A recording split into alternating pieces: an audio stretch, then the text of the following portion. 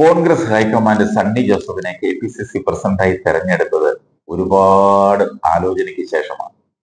യഥാർത്ഥത്തിൽ അദ്ദേഹത്തിന്റെ പേരിന്റെ സ്വഭാവം തന്നെയാണ് അദ്ദേഹത്തെ ആ സ്ഥാനത്തേക്ക് തെരഞ്ഞെടുക്കുവാനുള്ള മുഖ്യ കാരണം. അദ്ദേഹത്തിന്റെ പേരിലുള്ള മതേതര സ്വഭാവം കോൺഗ്രസിന്റെ തലപ്പത്തുള്ളവരെ എല്ലാവരെയും ആകർഷിച്ചു എന്ന് പറയാതെ വയ്യ. പണ്ട് എറണാകുളംകാരനായ ജോസ് പുത്തൻകണ്ടം വിദേശ രാജ്യത്ത് പോയി. നല്ലൊരു തയ്യൽക്കാരനായിരുന്ന അദ്ദേഹം തയ്യലിന്റെ പുതിയ പാഠങ്ങളെല്ലാം പഠിച്ച് തിരിച്ച് നാട്ടിൽ വന്നു. എറണാകുളത്ത് ഒരു തയ്യൽക്കട ആരംഭിച്ചു. അതിന്റെ പേര് ജെ ന്യൂ ഫീൽഡ് എന്നായിരുന്നു. അതായത് ജോസിന്റെ ജെയും പുത്തൻകണ്ടത്തെ ആംഗലേയത്തിലേക്ക് മാറ്റിയപ്പോൾ ന്യൂ ഫീൽഡായി. ഇതുപോലെയുള്ള ഉദാഹരണങ്ങൾ ഒരുപാടുണ്ടെങ്കിലും കോൺഗ്രസ് അതിൽ പിടിച്ച് സംസ്ഥാന പാർട്ടിയെ രക്ഷിക്കുവാനായി തുനിയുമെന്ന് ആരും ഇതുവരെ കരുതിയിരുന്നില്ല.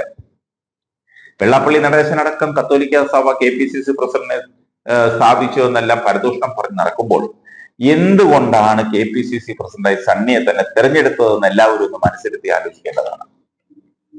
സണ്ണിയുടെ ഇംഗ്ലീഷിലുള്ള സ്പെല്ലിംഗ് ഒന്ന് പിരിച്ചെഴുതിയാൽ ആദ്യമായി നമുക്ക് ലഭിക്കുന്നത് എസ് ഉണ്ണി എന്ന പേരാണ്.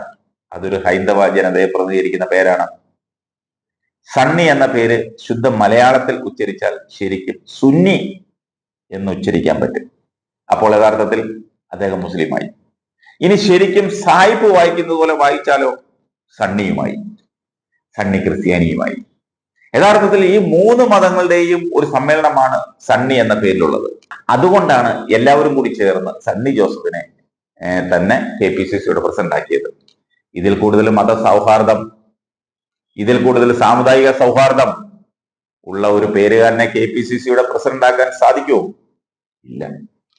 അങ്ങനെ ഒരാൾ ഇനി പാർട്ടിയിൽ പുതുതായി ജനിച്ചു വരണം.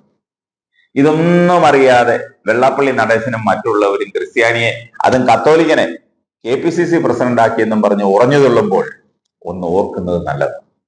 ക്രിസ്ത്യാനിക്ക് ഇവിടെ KPCC പ്രസിഡന്റ് ആകാൻ അയിത്തമൊന്നുമില്ലെന്നും ആജീവനാന്ത കാലം ഒരു സമുദായത്തിന് സംവരണം ചെയ്തിട്ടുള്ള സ്ഥാനമല്ലെന്നും കുറഞ്ഞ പക്ഷം വെള്ളാപ്പള്ളിയെങ്കിലും ഓർത്തിരുന്നാൽ നന്നായിരുന്നു.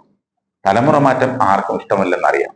അതുകൊണ്ടാണ് പഴയ തലമുറയിൽപ്പെട്ട 72 വയസ്സുകാരനായ സണ്ണിയെ തന്നെ മൂത്ത കാർന്നവരായിട്ട് നിശ്ചയിച്ചിരിക്കുന്നത്.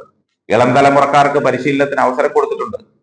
അതുകൊണ്ട് ഇതെല്ലാം അങ്ങോട്ട് കൂട്ടി എല്ലാവരും തൃപ്തിപ്പെട്ട് അടുത്ത തെരഞ്ഞെടുപ്പിനെ നേരിടണം.